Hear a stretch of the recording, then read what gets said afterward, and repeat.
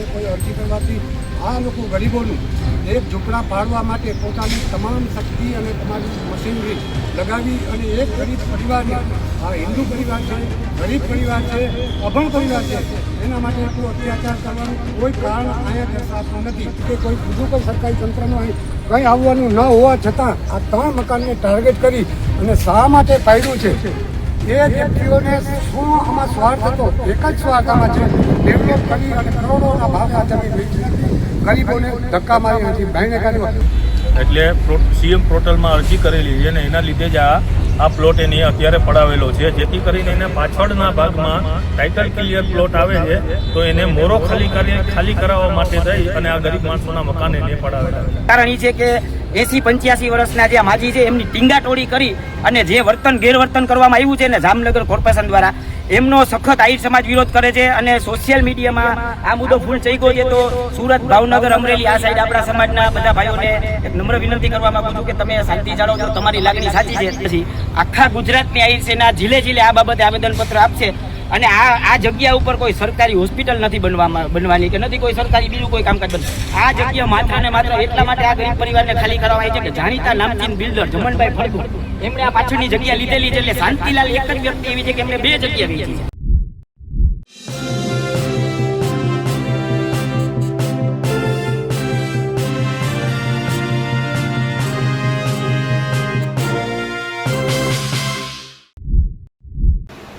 જામનગરમાં જે રીતે નંદુબાનું ઘર તોડવામાં આવ્યું, હવે એક પછી એક તમામ લોકો તેમની પાસે પહોંચી રહ્યા છે.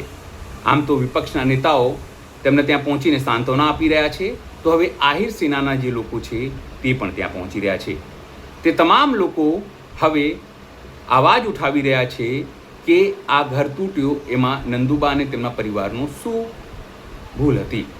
કારણ કે સવાલ એ વાતને લઈને પણ છે કે જ્યારે 30-40 વર્ષ પહેલાં નંદુબાએ અથવા તેમના પરિવારે આ ઘર ખરીદ્યું હશે તો ત્યારથી લઈને અત્યાર સુધી તંત્ર શું ઊંઘતું હતું? એવા પ્રકારના અનેક પ્રકારના સવાલો જે છે તે ઊભા થઈ રહ્યા છે અને જે પણ લોકો ત્યાં જઈ રહ્યા છે તેમના ઘરની હાલત જોઈને તંત્રને અને સત્તા પક્ષને વખોડી રહ્યા છે. નમસ્કાર, હું છું ચિંતામણી પુત્ર અનિલ પટેલ. સ્વાગત છે આપનું અમારા કાર્યક્રમમાં. આવો સાંભળીએ કે જે લોકો એટલે કે ખાસ કરીને આહિર સેના અને તમામ લોકો ત્યાં ગયા છે તે તંત્ર ઉપર કેવી પસ્તાળ પાડી રહ્યા છે.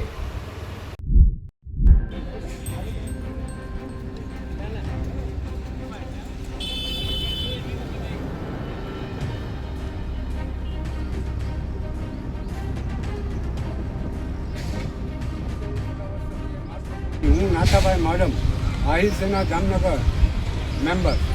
અમે અહીંયા એક પીડિત પરિવારના ન્યાય અને તેને શરીરની પરેશાની છે એના માટે અમે આવેલા છીએ. આ 3 પરિવારનું રોડને કાંઠે 40 વર્ષ પહેલાં શાંતિલાલ કંજારિયા નામના વ્યક્તિએ 40,000 રૂપિયામાં પ્લોટ ફાળવી અને આને વેચેલો. ગરીબ માણસો છે, અભણ માણસો છે, એને એ ખબર નહીં કે કેવી રીતે લેવો. તોના સ્ટેમ્પમાં આજથી 40 વર્ષ પહેલાં તો અહીંની સ્થિતિ તો જંગલ જેવી હશે તો આ લોકોએ પોતાની ભેંસો બાંધવા લીધેલો. તેનો આજે આનો બજાર ભાવ બહુ વધતા જમન ફળદુ નામના કોઈ ભૂ માફિયા તરીકે મતલબ પ્રચલિત છે એ વ્યક્તિએ આ જમીનને ખરીદી છે અને એના દબાણથી જે તંત્ર છે, જે મહાનગરપાલિકા છે તથા પોલીસ તંત્ર છે તથા મહાનગરપાલિકાના જે કર્મચારી છે એના પર દબાણ લાવવાથી કે કોઈ અરજી કરવાથી આ લોકો ગરીબોનું એક ઝૂંપડા પાડવા માટે પોતાની તમામ શક્તિ અને તમારી મશીનરી લગાવી અને એક ગરીબ પરિવારને, આ હિન્દુ પરિવાર છે, ગરીબ પરિવાર છે, અભણ પરિવાર છે, એના માટે એટલું અત્યાચાર કરવાનું કોઈ કારણ અહીંયા દર્શાવતું નથી. અહીંયા રોડને કાંઠે આજથી 9-10 વર્ષ પહેલાં રોડ બનાવેલો છે. એવા સ્થાનિકોનું કેવું છે ત્યારે કપાતમાં આવતી જમીન પણ આપણે લોકોએ આપી દીધી, છતાં પણ અત્યારે કોઈ ડેવલપમેન્ટ અહીં થતું નથી. ગવર્મેન્ટની કોઈ સરકારી હોસ્પિટલ આવવાની નથી કે કોઈ બીજું કોઈ સરકારી તંત્રનું અહીં કંઈ આવવાનું ન હોવા છતાં આ 3 મકાનને ટાર્ગેટ કરી અને શા માટે પાડ્યું છે એ વ્યક્તિઓને શું આમાં સ્વાર્થ હતો? એક જ સ્વાર્થ આમાં છે, ડેવલપ કરી અને કરોડોના ભાવે આ જમીન વેચી નથી, ગરીબોને ધક્કા મારી નથી, ભાઈને કાઢવા. આ સિવાયનો આમાં કોઈ બીજો મકસદ મને લાગતો નથી. શાંતિલાલ કંજારિયા તથા જમન ફળદુનો આમાં મુખ્ય હાથ હોય એવો અમને અહીંયા સ્થળ ઉપર આવતા પ્રતીત થયો છે. બાકીની ભાઈ આ ભાઈ જણાવશે અહીંની પરિસ્થિતિ વિશે.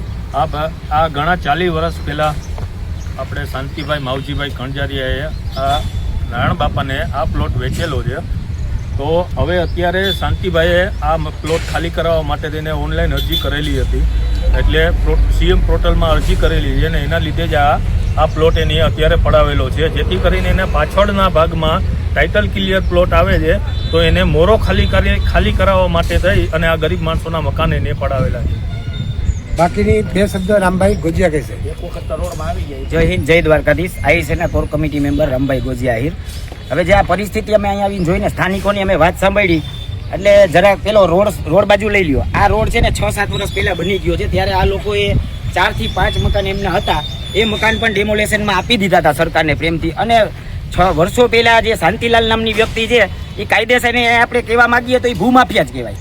કબજો એમણે કર્યો હતો અને એમને આ લોકોને આ જમીન વેચી હતી. એ સમયમાં 50-50 હજાર રૂપિયામાં વેચી, એટલે હાલની કિંમત 1.5 થી 2 કરોડ રૂપિયા થાય.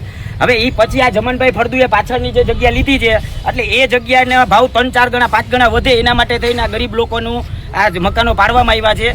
અને એનાથી એ વિશેષ આહિર સમાજ, સમગ્ર ગુજરાત આહિર સમાજમાં અત્યારે રોષ જે લાગણી છે, એનું મેઇન કારણ એ છે કે 80-85 વર્ષના જે માજી છે એમની ટીંગાટોળી કરી અને જે ગેરવર્તન કરવામાં આવ્યું છે ને જામનગર કોર્પોરેશન દ્વારા, એમનો સખત આહિર સમાજ વિરોધ કરે છે. અને સોશિયલ મીડિયામાં આ મુદ્દો ફૂલ ચઈગો છે. તો સુરત, ભાવનગર, અમરેલી આ સાઈડ આપણા સમાજના બધા ભાઈઓને એક નમ્ર વિનંતી કરવા માંગુ છું કે તમે શાંતિ જાળવજો. તમારી લાગણી સાચી છે કે તમે જે કીધું છે કે જામનગર આહિર સમાજના આગેવાનો ક્યાં ગયા, જામનગર આહિર સમાજના પ્રમુખ ક્યાં ગયા, એ તમારા બધા લાગણીને વંદન. અમે પણ તમારી સાથે છીએ, પણ તમારી જાણ ખાતર કહી દઉં કે આજે જામનગર આહિર સમાજના પ્રમુખ રણમલભાઈ કાંબરિયા જે એડવોકેટ છે, જાણીતા અને વકીલ પણ છે, એ રણમલભાઈ કાંબરિયા આપણા જામનગર આહિર સમાજના પ્રમુખ સાથે વાતચીત થઈ. એણે એવું કીધું કે આહિર સેનાને સાથે રાખી અને સત્યમ કોલોની સમાજમાં સોમવારે સમગ્ર આહિર સમાજના તમામ આગેવાનોને આપણે બોલાવશી. અને જે માજી સાથે જે ગેરવર્તન કરવામાં આવ્યું છે, પહેલી વસ્તુ હતું કે જેન્ટ્સ લોકો જે એમાં હતા એમને જે માજી ઉપર જે ગેરવર્તન કર્યું છે કોઈ સંજોગમાં વ્યાજબી નથી.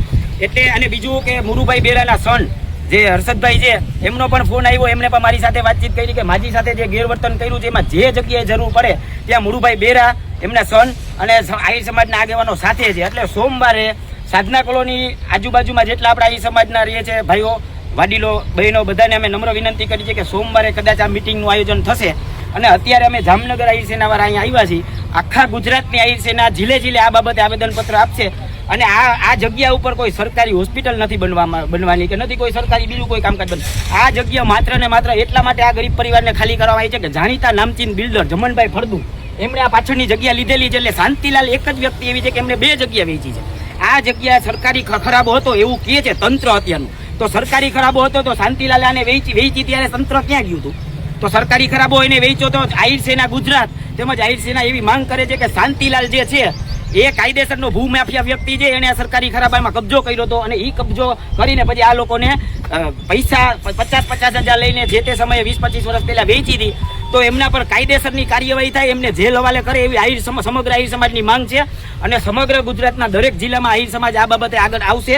સોમવારે આહિર સમાજ સત્યમ કોલોની સમાજમાં ભેગું થાય છે. સમગ્ર જામનગર આહિર સમાજના આગેવાનો, વડીલો અને ખાસ કરીને જામનગર આહિર સમાજના વકીલોને ખાસ નમ્ર વિનંતી કે તમે પણ ઉપસ્થિત રહ્યો, તમે બધા ત્યાં આવો અને આપણે આ પીડિત પરિવારને આપણે ન્યાય અપાવી. જે આ કામ થયું છે એ કોઈ સંજોગે વ્યાજબી નથી. આખા ગુજરાતની અંદર ઘણી જગ્યાએ બાંગ્લાદેશીઓ ઘૂસણખોરી કરે છે. તો અહીંથી હર્ષ સંઘવી સાહેબને અને આપણા ભૂપેન્દ્રભાઈ પટેલને કહું છું કે તમે ઘણી જગ્યાએ ડેમોલેશન કર્યા છે, બાંગ્લાદેશ વાળાઓને બહાર કાઢ્યા છે. પણ હવે એક કામ કરજો, અમને તમારું આ કામ ગમ્યું છે, પણ હિન્દુ ઉપર આ કામ ના કરતા બાંગ્લાદેશીઓને ટીંગાટોળી આવી જ રીતના કરજો તમે. અને તમે પૈસા ના દો ને તો અમે દેશી પૈસા એને છે બાંગ્લાદેશ સુધી મૂકી આવજો. પણ હિન્દુ પરિવાર પર આ રીતનો અત્યાચાર હવે બંધ કરજો. જય દ્વારકાધીશ, જય હિન્દ. નંદુબાની સમગ્ર ઘટના જોઈને આપને શું લાગે છે જરૂરથી મારા કોમેન્ટ બોક્સમાં કોમેન્ટ કરજો. એ સિવાય અમારી યુટ્યુબ ચેનલ લાઈક કરો, સબસ્ક્રાઇબ કરો, બેલ આઇકન દબાવો. સાથે અમારી વેબસાઇટ છે www.gujaratplus.in, ત્યાં પણ જઈને તમે વધુ અપડેટ થઈ શકો છો. અત્યારે માટે બસ આટલું જ. નમસ્કાર.